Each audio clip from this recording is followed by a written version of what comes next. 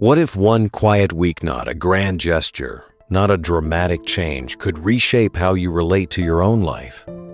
What happens when we pause long enough to listen not to the world, but to ourselves? Can small, intentional habits lead to a deeper transformation than any 30-day challenge ever could? We live in a culture obsessed with extremes, massive transformation, overnight success, new year, new you, promises and productivity cults that push us to the edge. But here's the quiet truth I've come to realize. Real change often starts in stillness, not in the loud push for more, but in the soft return to what's already within you. So, I gave myself 7 days not to hustle, not to fix, not to become better, but to remember who I was underneath the noise. I chose 5 simple habits, not flashy, not performative, just real, raw, grounded in presence. I didn't do it for the algorithm. I did it for my peace. And during those 7 days, I woke up. I stumbled. I grew. I softened. I witnessed myself in ways I hadn't in years. And what I found wasn't perfection, was presence. So, if you've been craving something deeper, not louder, but more honest, this video is for you. Let's begin. Habit 1. Waking up early. Let me be honest with you, I was never a morning person. My bed was my sanctuary. The snooze button, my daily negotiation. Every morning used to feel like a race I was already losing. But I decided to try something different, not revolutionary, just intentional. I began waking up early, not to grind, not to get ahead, but to simply greet the day with my full self. The first few mornings were rough. My body resisted. My mind begged for more sleep, but something kept pulling me back like a quiet voice saying, "There's something here." By the third morning, I felt it. Stillness. Before the notifications, before the expectations, just silence, soft light, gentle breath. I stretched my body. I made coffee slowly. I sat with the sunrise.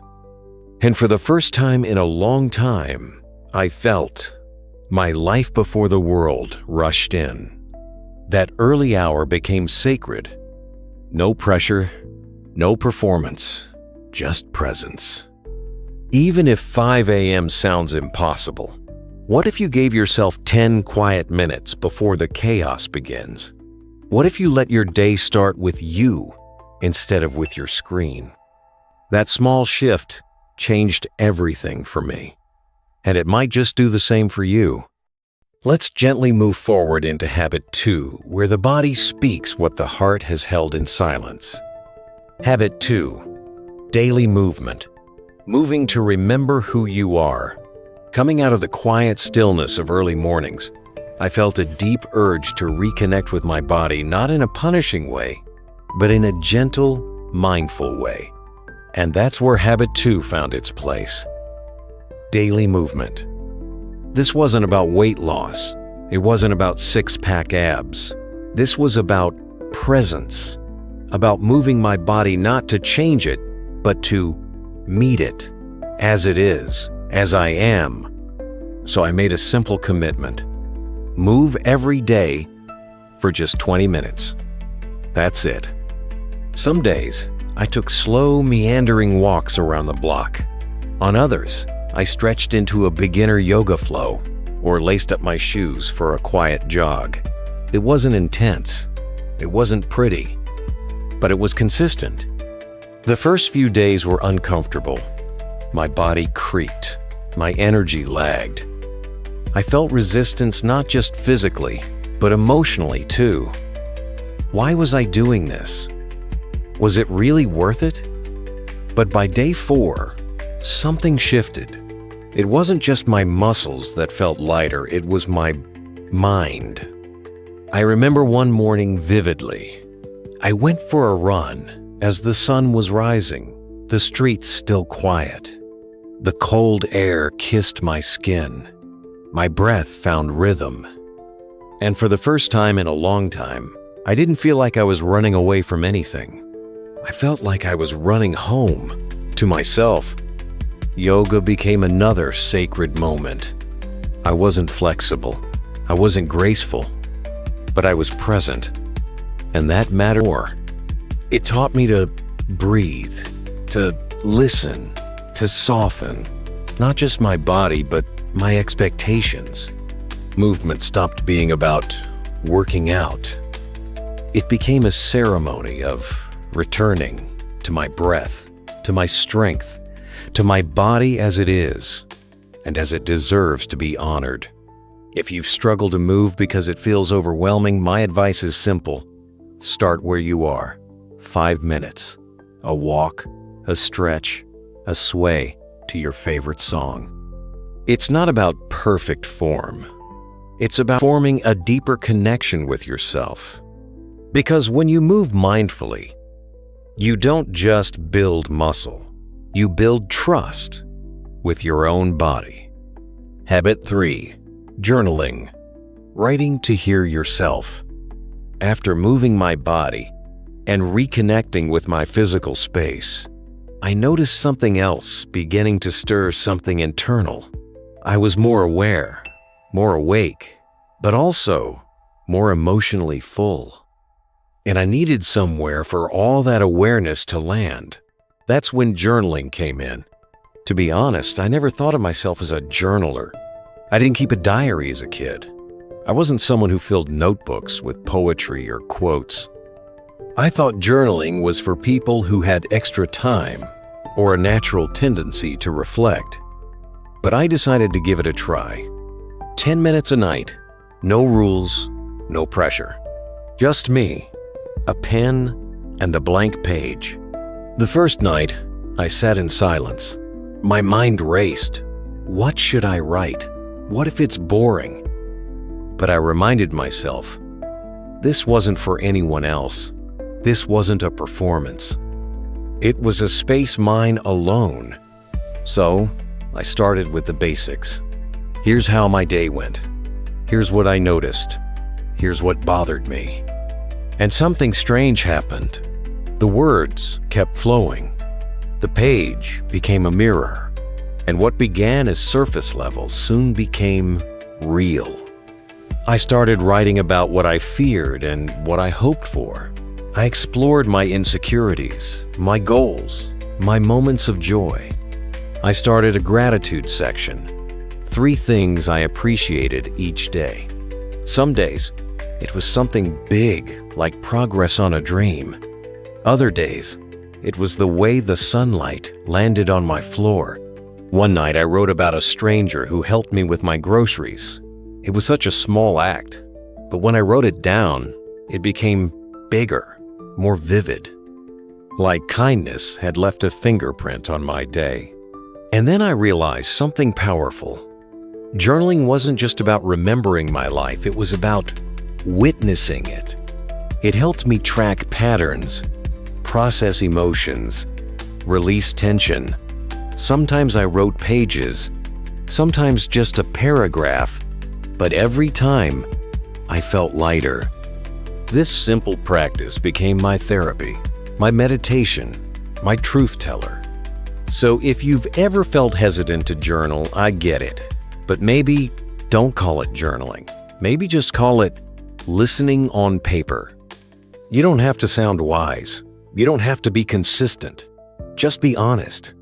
Because sometimes the most healing thing you can do is let your mind speak and let your heart hear it. Now that we've given space to our inner voice, let's bring awareness to another deeply overlooked part of our lives, the way we eat. Habit 4. Mindful eating, turning every meal into a moment. After listening to my thoughts through journaling, I began noticing something I had been ignoring for far too long: how disconnected I was from the act of eating. Before this experiment, I ate the way I lived in a rush, distracted, absent. Meals were tasks, not experiences. I'd eat while scrolling, while answering emails, while barely tasting a thing. And I never questioned it. But for 7 days, I decided to slow down radically. No phone, no laptop, no television. Just me, a clear table, and the plate in front of me. I began each meal with a few deep breaths. Just to pause, just to notice, just to arrive. And then something beautiful happened. Food started to taste different. Not because the ingredients changed, but because I changed. The crunch of fresh vegetables, the warmth of tea, the sweetness of fruit, they all felt more alive, more vivid. A simple bowl of oatmeal became sacred. The texture, the steam, the way the honey slowly melted into it. I chewed slower. I noticed fullness. I stopped before I was stuffed, not out of discipline, but because I was present. But mindful eating wasn't just about the food. It opened up something deeper. I started to notice why I was eating. Was I hungry or just tired? Was I reaching for snacks because I needed energy or because I was trying to numb an emotion? One evening, I caught myself craving dessert out of habit. But instead of acting on autopilot, I asked, what am I really needing right now?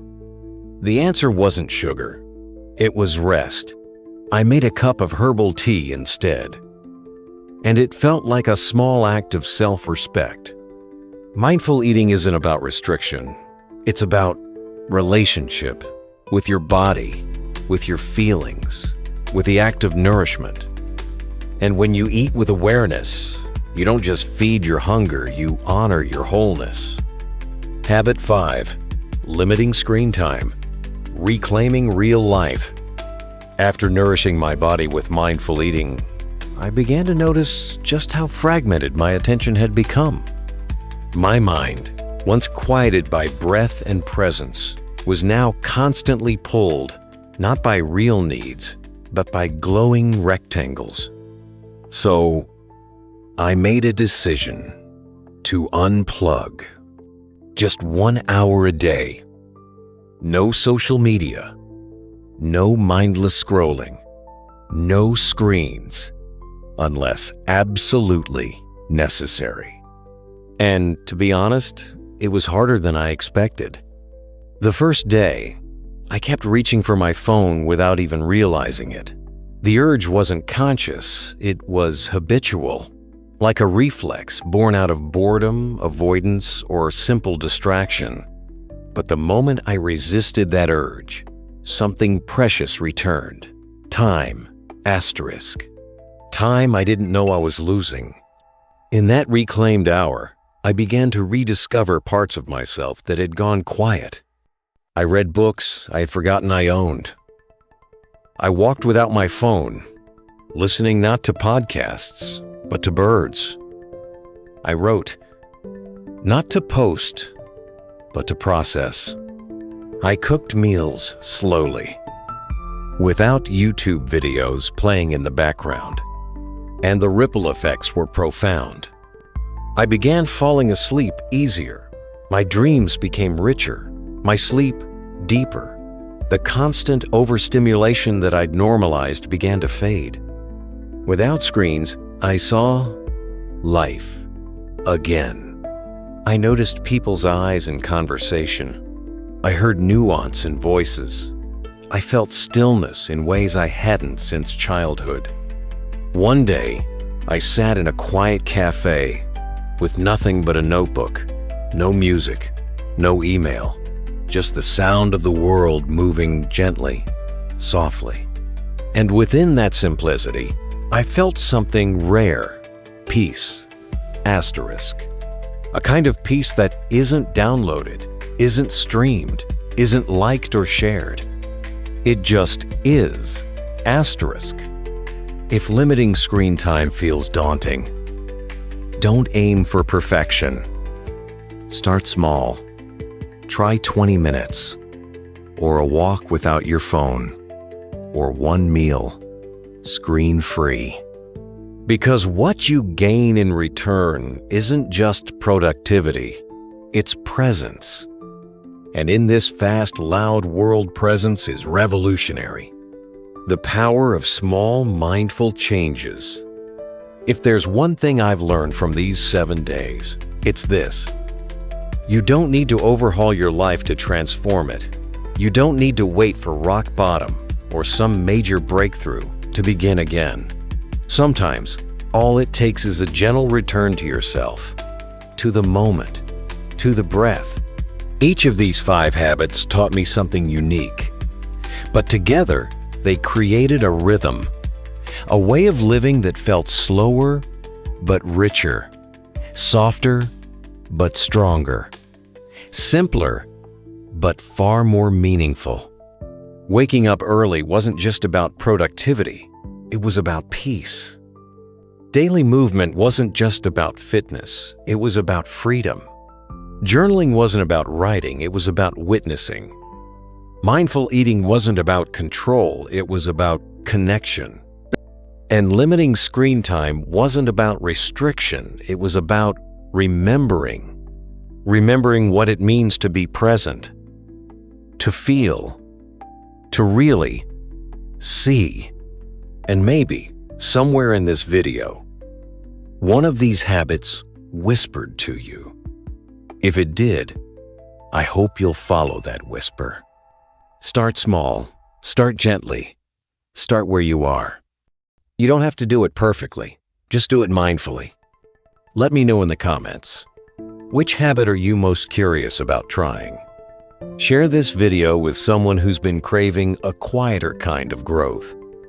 Like this video if it spoke to you. And subscribe to Mindful Way Television, not for more content, but for more clarity.